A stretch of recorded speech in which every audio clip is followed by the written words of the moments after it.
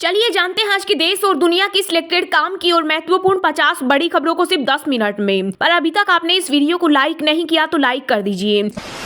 कांग्रेस पर जमकर गरजे प्रधानमंत्री नरेंद्र मोदी, बोली जनता को इन विभाजनकारियों से बचना होगा। ये लोग अहंकारी और झूठे हैं, अभी और हालत खराब होंगे। 70 साल पुरानी आदत इनकी इतनी आसानी से नहीं जा सकती।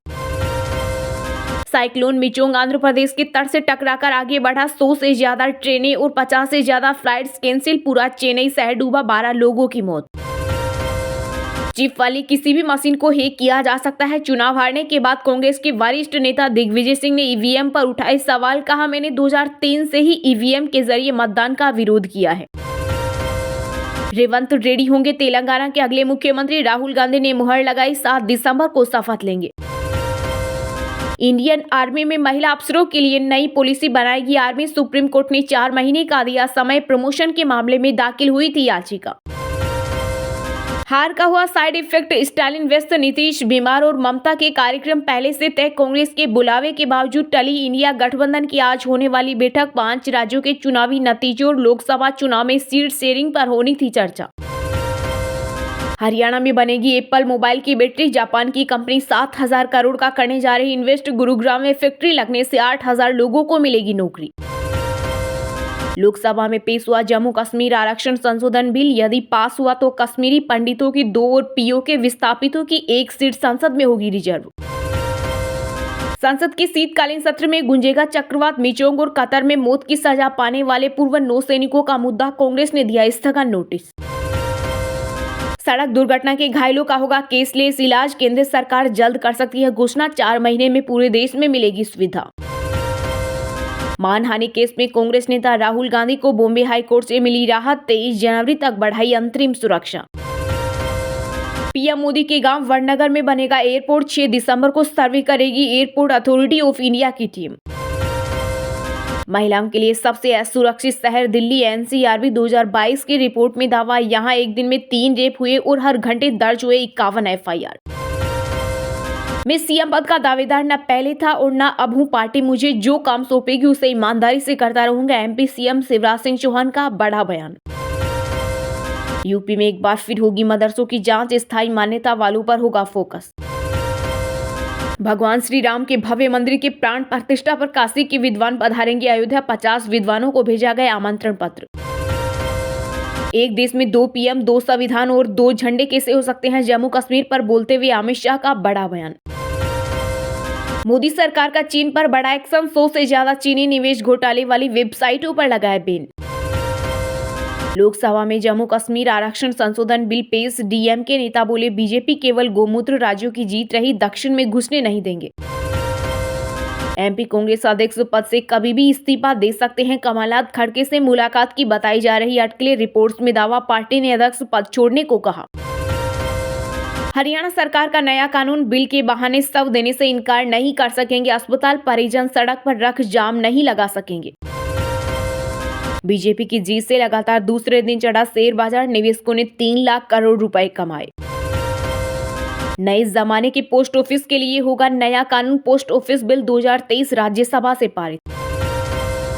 रणबीर कपूर की एनिमल ने मचाई धूम। 5वें दिन देश में 40 करोड़ कमाए। जवान को पछाड़ा, कुल 490 करोड़ रुपए हुआ वर्ल्ड वाइड कलेक्शन। लोकसभा में तकिया लाने वाले सांसदों के खिलाफ होगी कार्रवाई। अध्यक्ष ओम बिरला की संसद भवन में अनुशासन बनाए रखने की अपील। अदालतों में दलालों के चंगुल से बचाएगा अधिवक्ता संशोधन विधेयक। लोकसभा में मिली मंजूरी, राज्यसभा से पहले ही हो चुका है पास। आगामी लोकसभा चुनाव को लेकर आज होगी राज्य चुनाव आयोग की बैठक। मुख्य निर्वाचन अधिकारी व सभी जिलों के उपायुक्त होंगे शामिल। भारतीय संसद हिलाने की साजिश में आतंकी पन्नू अफजल गुरु का नाम साथ जोड़ाकर 13 दिसंबर के लिए कर रही बड़ी प्लानिंग। शाहरुख खान की डंके फिल्म का ट्रेलर हुआ रिलीज। कॉमेडी, एक्शन और इमोशनल के साथ किंग खान की पावर पैक्ड है performance. Golden boy Neeraj Chopra ने भारतीय गेंदबाज जसप्रीत बुमराह को दी सलाह का रनअप लंबा करने से बढ़ेगी बॉलिंग स्पीड। जेवलिन थ्रो के तजुर्बे का हवाला दिया। सुप्रीम कोर्ट ने मांगा जम्मू में नए हाई कोर्ट परिसर के निर्माण का विवरण। कहा, शिलान्यास के बाद अभी तक वहां 1 इंच भी काम नहीं हुआ। नहीं रहे सीआईडी के फ्रेडरिक्स। 57 साल की उम्र में दिनेश फडणवीस ने दुनिया को कहा अलविदा।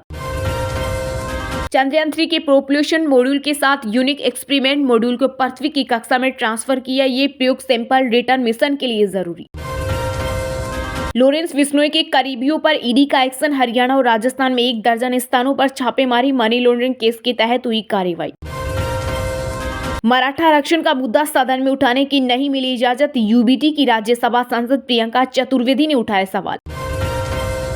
मंगलवार को लगातार दूसरे दिन बढ़त के साथ बंद हुआ शेयर बाजार। सेंसेक्स 431 अंकों की तेजी के साथ 69,296 पर हुआ बंद, तो वहीं निफ्टी 168 अंक बढ़कर 20,855 पर हुआ बंद।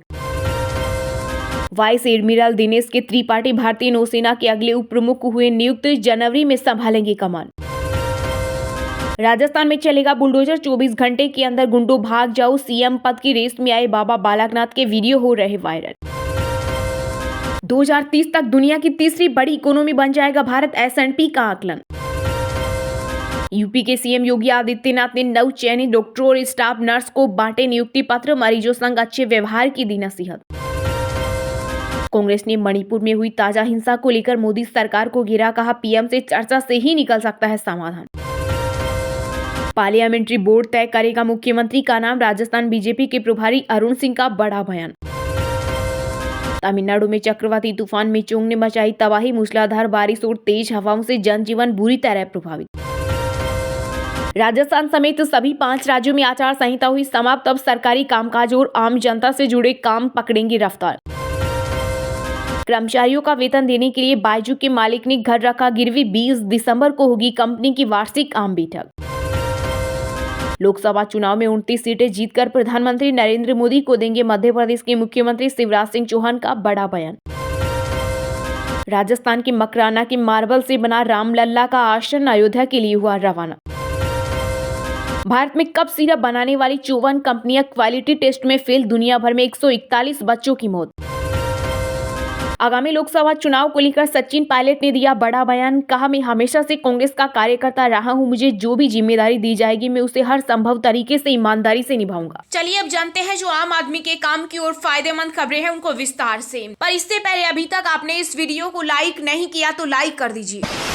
ये लोग अहंकारी हैं, अभी और हालत खराब होंगे। विपक्ष पर जमकर गरजे प्रधानमंत्री नरेंद्र मोदी। बोले, जनता को इन विभाजनकारियों से बचना चाहिए। जी हां, 3 राज्यों में बड़ी जीत के बाद भाजपा ने विपक्ष पर हमलावर रुख अपना रखा है। इस बीच प्रधानमंत्री नरेंद्र मोदी ने एक बार फिर विपक्ष और खासकर कांग्रेस पर निशाना साधा है। पीएम ने तंज कसते हुए कहा, वे अपने अहंकार, झूठ, निराशावाद और अज्ञानता से खुश रहे, लेकिन आपको उनसे बचकर रहना होगा। एक मीडिया चैनल का वीडियो साझा करते हुए पीएम मोदी ने कहा कि आपको इन लोगों के विभाजनकारी एजेंडे से सावधान रहना होगा।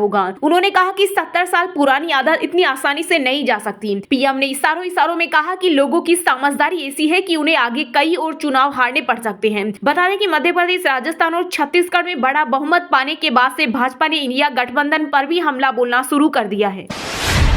हार का हुआ साइड इफेक्ट। स्टालिन व्यस्त, नीतीश नासाज और ममता के कार्यक्रम पहले से थे। कांग्रेस के बुलावे के बावजूद टली इंडिया गठबंधन की बैठक। 5 राज्यों के चुनावी नतीजों और लोकसभा चुनाव में सीट शेयरिंग पर होनी थी चर्चा। जी हां, विपक्षी गठबंधन इंडिया की आज होने वाली बैठक टल गई है। कांग्रेस अध्यक्ष मल्लिकार्जुन खड़गे ने दिल्ली में 6 दिसंबर यानी कि आज यह बैठक बुलाई थी। बिहार के मुख्यमंत्री नीतीश कुमार, पश्चिम बंगाल की सीएम ममता बनर्जी, सपा अध्यक्ष अखिलेश यादव और झारखंड के सीएम हेमंत सोरेन ने अलग अलग वजहों के चलते बैठक में शामिल होने से इनकार कर दिया था। कांग्रेस का कहना है कि तमिलनाडु में मिचोंग चक्रवात आया है, इसलिए सीएम एम.के. स्टालिन प्रभावित क्षेत्रों का दौरा करने जा रहे हैं। ममता बनर्जी कार्यक्रम पहले से तय है और नीतीश कुमार की तबीयत खराब है, इससे में बैठक का समय बदलने का फैसला किया गया है। सभी पार्टियों से बात करके 1-2 हफ्ते में बैठक की नई डेट तय की जाएगी। दरअसल विपक्षी दल के नेता लगातार सीट बंटवारे को लेकर इंडिया गठबंधन की बैठक बुलाने की मांग कर रहे थे, लेकिन कांग्रेस अध्यक्ष मल्लिकार्जुन खड़गे ने 5 राज्यों में चुनाव का हवाला देकर इसे टाल दिया था। इस वजह से इंडिया गठबंधन की सभी पार्टियों के नेता कांग्रेस से नाराज चल रहे हैं। इस कारण वह बैठक में आने से मना कर रहे हैं।